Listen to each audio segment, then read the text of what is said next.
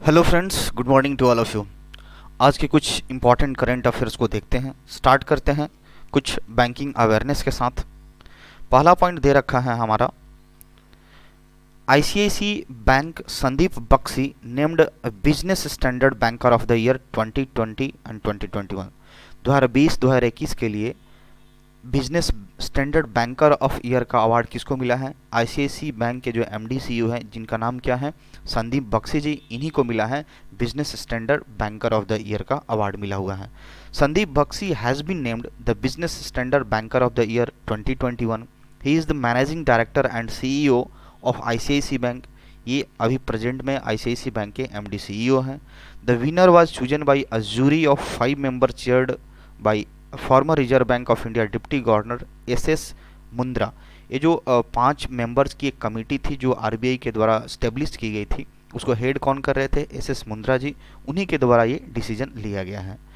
यहाँ पे for 2020-21 ICICI bank reported a net profit of RS 16,193 crore against 7,931 crore during the previous financial year. मतलब पिछले साल के फाइनेंशियल ईयर के रेस्पेक्ट में इस साल मतलब 2020-21 में इन्होंने इतना प्रॉफिट किया है। ड्यू टू दिस रीजन इनको और भी सारी पैरामीटर्स को देखा गया है और इनको क्या दिया गया है? Business Standard banker of the year 2020-21 का नाम क्या है? संदीप बख्शी जी आईसीआईसी बैंक के एमडी एंड सीईओ हैं।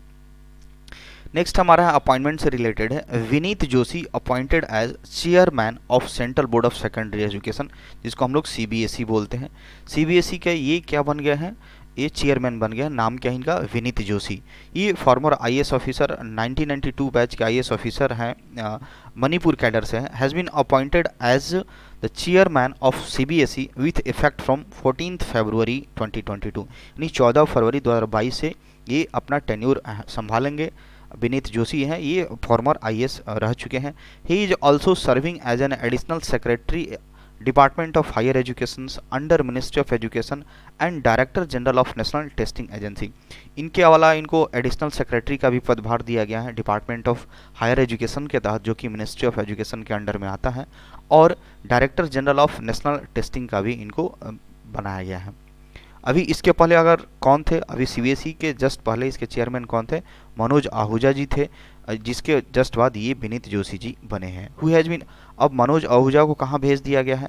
Who has been appointed as officer on special duty in department of agriculture and farmer welfare. इनको मनोज आहूजा जो इसके पहले चेयरमैन थे, उनको भेज दिया गया कहाँ? मतलब एग्रीकल्चर और फार्मर वेलफेयर डिपार्टमेंट में स्पेशल ड्यूटी पे उनको अपॉइंट कर दिया गया है। नेक्स्ट है हमारा ऑबिचुअरी से रिलेटेड, ये भी काफ़ी इंपॉर्टेंट है। Music composer and singer Bappi Lahiri passes away. Bappi da के नाम से काफ़ी फेमस हुआ करते थे। इनका कल ही इनका मतलब देहांत हो गया है। Legendary Bollywood music composer and singer Bappi Lahiri 69 years की एज में इनका डेथ हुआ। Passed away in the Mumbai due to multiple health issue, बहुत सारे इनका हेल्थ इशूज हुआ था, ड्यू टू दिस रीजन इनका डेथ हुआ। He was instrumental in popularising disco music in India. India में डिस्को म्यूजिक फेमस करने वाले पहले यही थे, जिसके वजह से डिस्को म्यूजिक काफ़ी एक पॉपुलर हुआ, हिट हुआ। And many hit song to his credit, जैसे कि यहाँ पे दे रखा है, चलते चलते मेरे गीत याद रखना, I am a disco dancer, पग घुंघरू बांध मीरा नाची थी। शराबी मूवी से काफ़ी इनका बहुत ही एक बोल सकते हैं मास्टरपीस था। यार बिना चैन कहाँ रे, ये सारी चीज़ें काफ़ी मतलब एक आइकॉनिक गाना इन्होंने बनाया है। इन्होंने 5 बार फिल्म फेयर अवार्ड जीत चुके हैं, तो काफ़ी बड़ी पर्सनालिटी थे जिनका निधन हो गया। नेक्स्ट है हमारा वेदांता फॉर्म्स जेवी मत joint venture with Foxconn to manufacture semiconductors in India. ये वेदांता हमारी ये क्या है? माइनिंग कंपनी है, इंडियन माइनिंग कंपनी, खनन करती है कोयला एंड बहुत सारा जो फॉसिल फ्यूल्स उस तरह के फील्ड में ये काम करती है, बहुत बड़ी कंपनी है। Indian mining major Vedanta has linked MoU with Taiwanese electronic manufacturing company Hon हैंग टेक्नोलॉजी ग्रुप, जिसको हम लोग क्या बोलते हैं? फॉक्सकॉन के नाम से जानते हैं, to form a joint venture for manufacturing semiconductor India. ये क्या किया है? जो वेदांता कंपनी है, इंडिया की माइनिंग कंपनी है, इसने क्या किया है? ताइवान की एक कंपनी है फॉक्सकॉन, जिसके साथ ये लोग ज्वाइंट वेंचर किया है, समझौता किया है। किसके लिए? सेमीकंडक्टर्स को मैन्युफैक्चर करने के लिए, सेमीकंडक्टर्स को बनाने के लिए इंडिया में। This is the first joint venture in electronics manufacturing sector after government announced RS 76,000 crore production linked initiative scheme for semiconductor and display. इसके लिए इतना सारा अलॉट किया गया है, इतना पैसे 76,000 करोड़ प्रोडक्शन इसका मैन्युफैक्चर करने के लिए यहाँ पे प्रोवाइड कराया जाएगा। इसमें जब दोनों का MOU हुआ है, मेमोरेंडम ऑफ अंडरस्टैंडिंग हुआ है, तो इसमें मेजोरिटी शेयर होल्डर कौन रहेगा? वेदांता ही रहेगी। इसके चेयरमैन कौन है? इस जो ज्वाइंट वेंचर कंपनी है इसके चेयरमैन कौन है? एक तरह से बोला जाए तो अनिल अग्रवाल जी है। नेक्स्ट है हमारा MOTA, that means ministry of tribal affairs जिसको बोलते हैं शॉर्ट में, allocates 2.26 crore for Telangana Medaram Jatara festival 2022। तो हमारा जो मिनिस्ट्री ऑफ ट्राइबल अफेयर्स हैं और उसने क्या किया है, ये जो तेलंगाना में एक फेस्टिवल हो रहा है जिसका नाम हुआ है अभी, जिसका नाम क्या है? मेदाराम जतारा फेस्टिवल, उसके लिए 2.6 करोड़ रुपया को एलोकेट किया गया है, उसके लिए प्रोवाइड किया गया है for festival. The festival is being held from 16th to 19th फरवरी 2022। जो फेस्टिवल होने वाला है 16 से 19 फरवरी तक होने वाला है। ये 4 दिन का फेस्टिवल होता है which is celebrated once in 2 year, 2 साल में एक बार मनाया जाता है। इन माघ के महीने फरवरी ऑन द फुल मून, पूर्णिमा के दिन मनाया जाता है।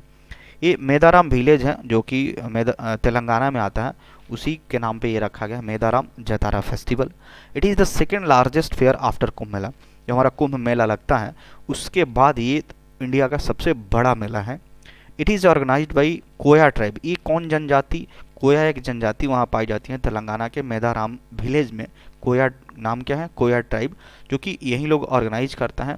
किसके साथ? Tribal welfare department of Telangana के साथ ये लोग कोलाबोरेशंस करके ये लोग ये फेस्टिवल को सेलिब्रेट करते हैं। तो इससे हमारा ये इंपॉर्टेंट फेस्टिवल के पॉइंट ऑफ व्यू से कि आपका क्या हो जाएगा, तेलंगाना ये जो मेदाराम जतारा कहाँ का फेस्टिवल है? तेलंगाना का। साल में एक बार, 2 साल में एक बार मनाया जाता है। 4 दिन का फेस्टिवल होता है, फरवरी यानी माघ के महीने में मनाया जाता है। और कौन सी, सबसे इंपॉर्टेंट है, पूछा जा सकता है कौन सी जनजाति इसको सेलिब्रेट करती है? कोया ट्राइब है वहीं सेलिब्रेट करती है। नेक्स्ट है हमारा Telangana flags of first ever all women officers selling expedition. ये काफ़ी वोमेन एम्पावरमेंट की दृष्टि से काफ़ी इम्पॉर्टेंट है। ये तेलंगाना की जो गवर्नर है तमिलिसाई सुंदरराजन, वो एक फीमेल है, तो इन्होंने ही क्या किया है, flag of historic first ever all women officer offshore selling expedition for of Indian army. Indian army का एक ऑफशोर सेलिंग था जिसमें सारे के सारे जितने उस पर पर्सोनेल थे, जितने सारे क्रू मेंबर थे, सब क्या थी? वोमेन थी, काफ़ी महिला थी। तो between Chennai Vizag Chennai at the Chennai port, मतलब इस पे ये इंडियन आर्मी का एक एक्सपेडिशन था। एक्सपेडिशन करने का मतलब आप कोई लंबी दूरी की यात्रा पे जा रहे हो, तो उसमें पूरी की पूरी एक जो टीम थी, सारी की सारी टोटल टीम 100% टीम क्या थी? वोमेन थी। Governor praised Indian army for opening its door to women and enhanced role and respect that they command to this day. मतलब यहाँ की जो गवर्नर है इंडियन आर्मी को ऐसे अपॉर्चुनिटी महिलाओं के लिए ओपन करने के लिए काफ़ी प्रेज किया, प्रशंसा की है। Women officers completed gruelling training for the expedition which is yet another step towards the women. तो इनको बहुत अच्छे से ट्रेनिंग दिया गया है और ये वोमेन एम्पावरमेंट को लेकर के काफ़ी इंपॉर्टेंट है। तो ये तेलंगाना की गवर्नर है तमिलिसाई सुंदरराजन, जिन्होंने वोमेन एम्पावरमेंट को लेकर के काफ़ी प्रेज किया है।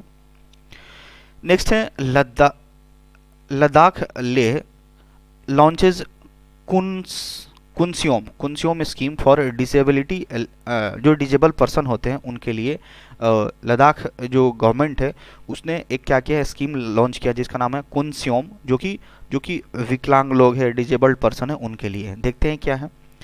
Ladakh autonomous hill development council, इसको LAHDC बोलते हैं, Leh has launch Kunsiyom scheme for differentially able person. अब देखते हैं क्या है। कुंसियोम का मतलब यहाँ पे एक लिटरल मीनिंग दे रखा है, equal for all, fair for all and aims inclusive and accessible Ladakh, ये इसका दे रखा है। अंडर दिस, इस स्कीम के अंडर क्या होगा, Leh hill council is providing assistive devices technology to needy people 90% subsidy. जो ज़रूरतमंद लोग हैं उनको क्या, जो एक मशीन लगता है, बहुत सारा जो इक्विपमेंट्स लगता है, तो उसको 90% सब्सिडी पे ये जो काउंसिल है ये इसको प्रोवाइड कराएगी। तो 90% सब्सिडी के साथ दिया जाएगा। अब देखते हैं कौन कौन सी एक तरह से डिवाइस या फिर इक्विपमेंट्स इनको प्रोवाइड कराया जाएगा। इस स्कीम के तहत 28 ट्राई स्कूटर्स, जो 3 पहिए वाली स्कूटर्स होती हैं, बैटरी रन व्हील चेयर जो बैटरी से रन कर सकता है, जो विकलांग लोग होते हैं उनको ये सब काफ़ी ज़रूरत पड़ती है। वॉकिंग एड्स जो एक वैसाखी बोल सकते हैं, चलने में जो मदद करती हैं वो, and other aids required for special needs of the individuals has been distributed. तो ज़रूरतमंद जिस चीज़ की ज़रूरत है वो यहाँ की जो काउंसिल है, लेह काउंसिल, वो क्या करेगी, 90% सब्सिडी के साथ उनको प्रोवाइड कराएगी। इस स्कीम का क्या नाम है, कुंगस्योम स्कीम है, जो कि डिफरेंशियली एबल्ड पर्सन के लिए बनाया गया है। नेक्स्ट है, इंडिया रैंक्स 3rd ग्लोबली इन LEED सर्टिफाइड ग्रीन हाउसिंग इन 2021। LEED क्या होता है आपका, leadership in energy and environmental design. तो इंडिया क्या किया है, पूरे वर्ल्ड में 3रे नंबर पे आया है इस तरह की इनिशिएटिव में लेकर के।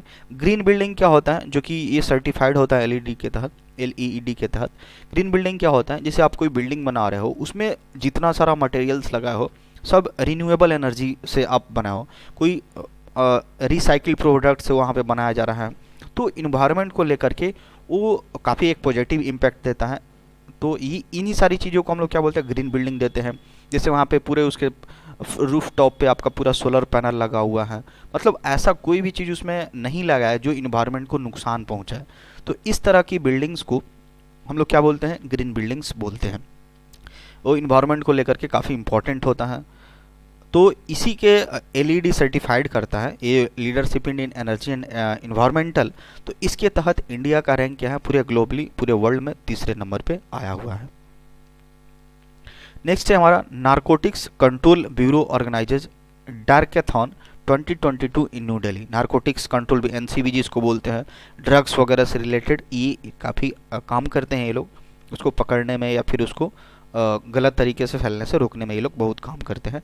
ऑर्गेनाइजेज इन्होंने क्या किया है, डार्केथॉन 2022, कोई भी हैकेथॉन होता है जो उसमें क्या किया जाता है, कंपटीशन ऑर्गेनाइज कराया जाता है, जो किसी खास मुद्दे, जो परेशानी, जो प्रॉब्लम्स होता है उसको फेस करने के लिए एक कंपटीशन बैठाया जाता है। काफ़ी उस फील्ड के हायर लोग्स को मौका दिया जाता है और जो भी प्रॉब्लम्स का अच्छा सॉल्यूशंस देता है उसको क्या एक विनर घोषित किया जाता है। तो ऐसा ही कुछ किया गया है। NCB organise darkathon 2022 in New Delhi में कर रहा है to find solutions to counter drug trafficking through dark net across the globe. Dark net के जरिए पूरे ग्लोब में ये जो ड्रग ट्रैफिकिंग फैल रहा है, इसको कैसे काउंटर किया जाए, इसको कैसे समाधान, इसका समाधान क्या हो, इसी के लिए डार्केथॉन ओपन किया गया है। इसका लक्ष्य क्या है, involving students, youth and technical expert to find effective solution to unravel environment of dark net market.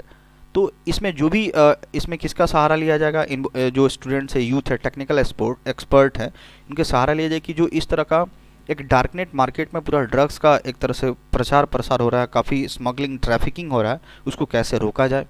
It is being organise in the 3 phase, 3 phase में इसको ऑर्गेनाइज किया जाएगा and will conclude on 22 April. और इसका जो conclusion होगा वो 22 अप्रैल को इसका एक तरह से समझ लिया रिजल्ट आने वाला है।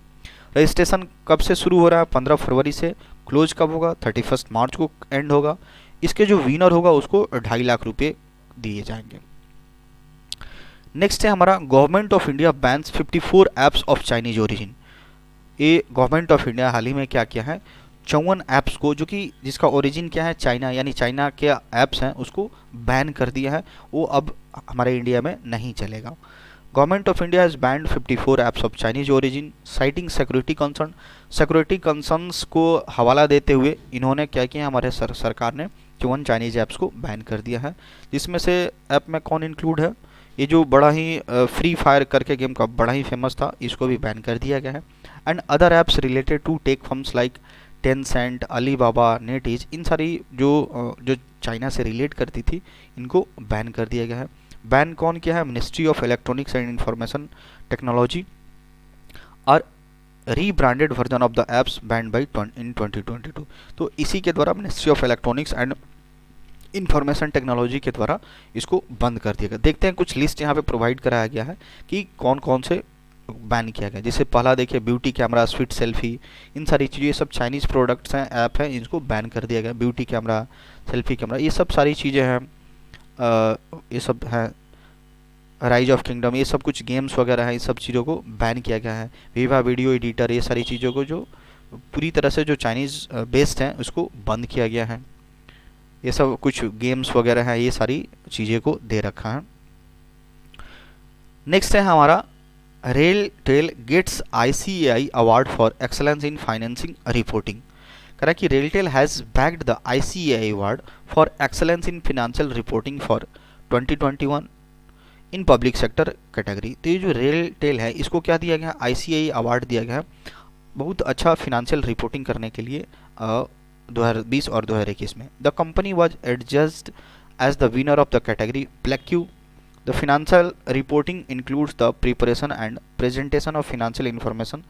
Effective financial reporting plays a significant role in accelerating the economic growth of a country as a informative provided annual reports. Basically यहाँ पे क्या है, एक ऐसी कंपनी है जो कि फिनेंशियल सेक्टर में थोड़ा सा डील करती है, फिनेंशियल रिपोर्टिंग करती है। इसको क्या मिला हुआ है, बेहतर रिपोर्टिंग करने के लिए ICAI अवार्ड मिला हुआ है रेल टेल को।